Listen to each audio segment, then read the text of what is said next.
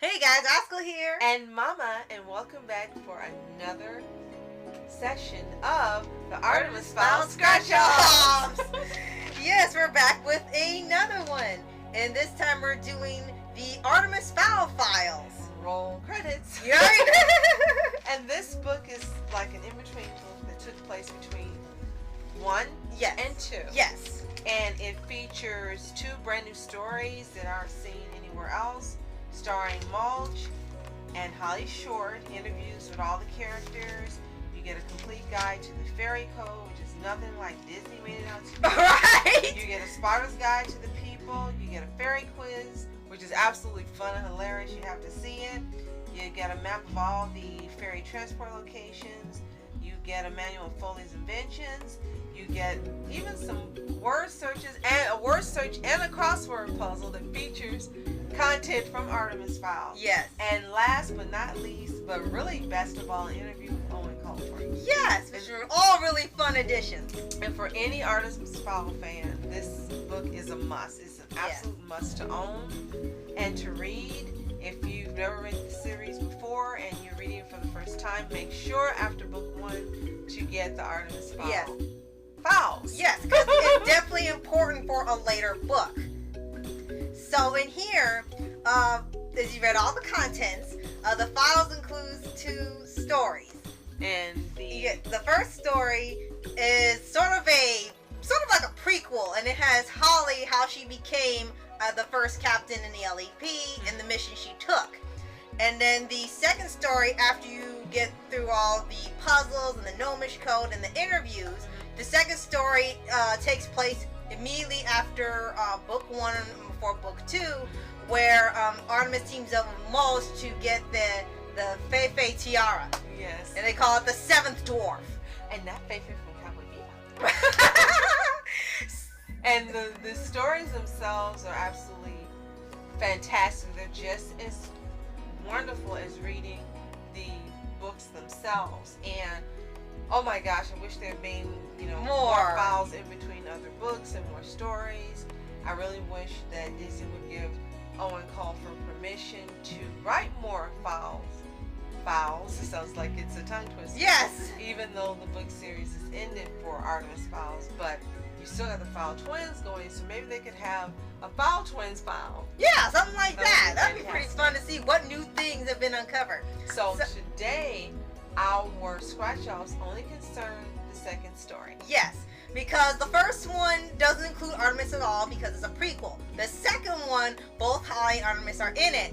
And the stories are pretty short. They're only like maybe 5 chapters for both stories. So there's only going to be a few of the scratch-offs in here. But it doesn't mean they're not fun. And it doesn't mean you should not read this book and this entire series. It's absolutely fantastic. And so now you get to hear more things that come from my mind. I can't believe that I'm saying, but leave it to Rascal to write them down. Yes, because I have to write this gold mine.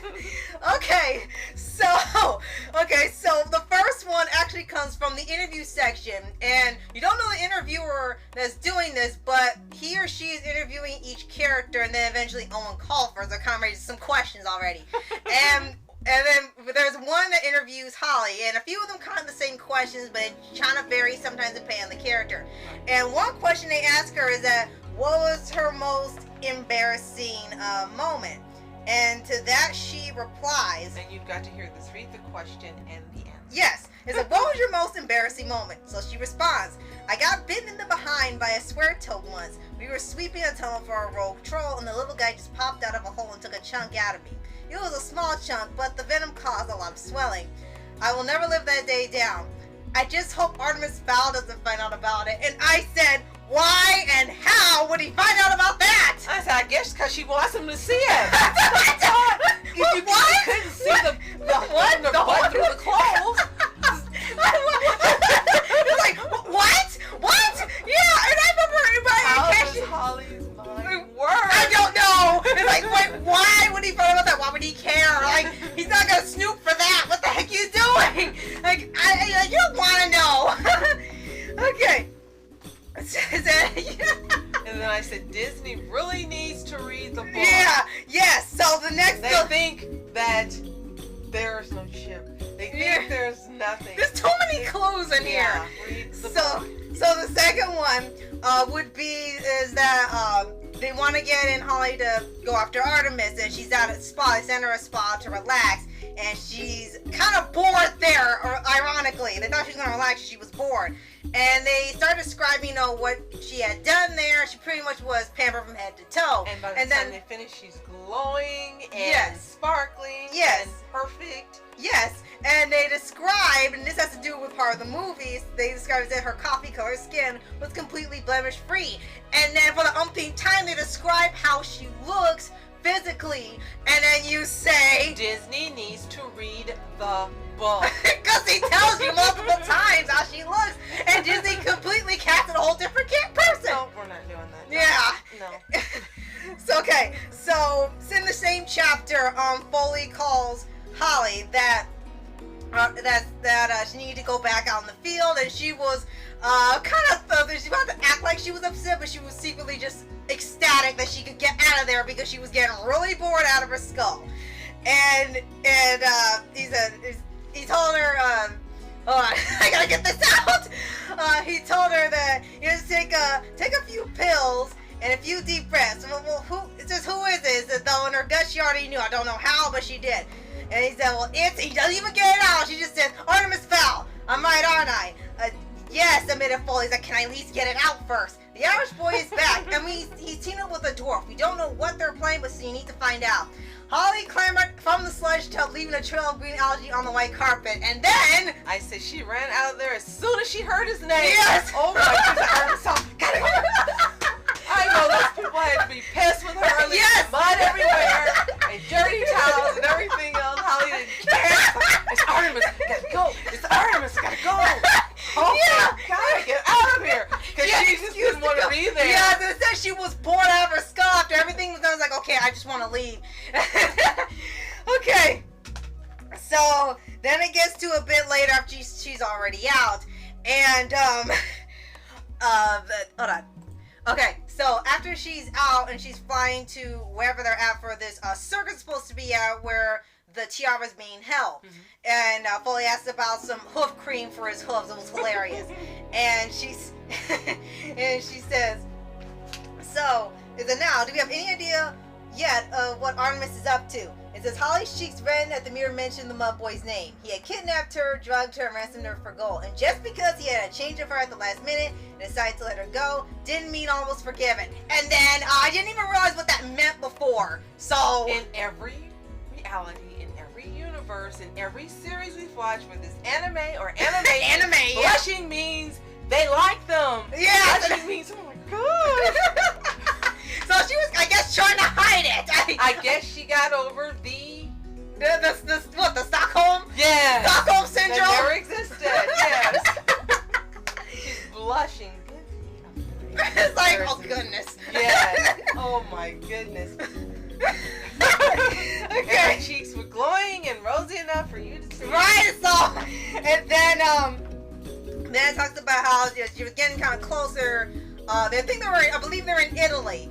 And it said it was sort of like, this is like a sort of chance to be a rematch, but like, you didn't fight, but whatever. And it said Captain Short did not like to lose. And then, you said that was pretty much foreshadowing, so you said... Artemis didn't have a chance. He didn't have a chance. It was like, she was going to get him.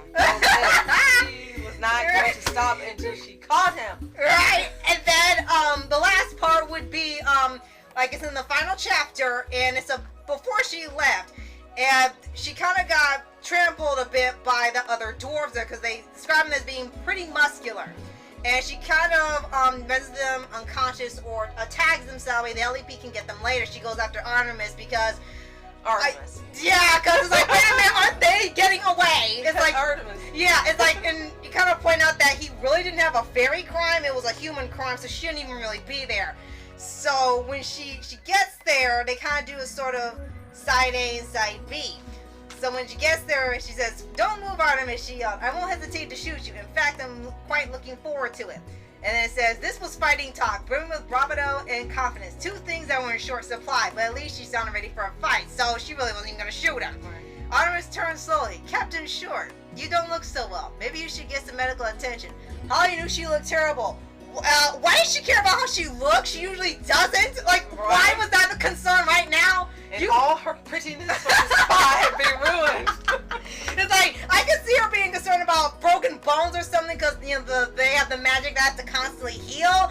But she was more concerned about the look. Not that she didn't look like she was in good condition to be healthy and moving, but like how she looked physically. Right. It was like, why does she care? Right. All of a sudden she was like, concerned. So, yes. Even in the files, the hints and clues are there that Artemis is canon.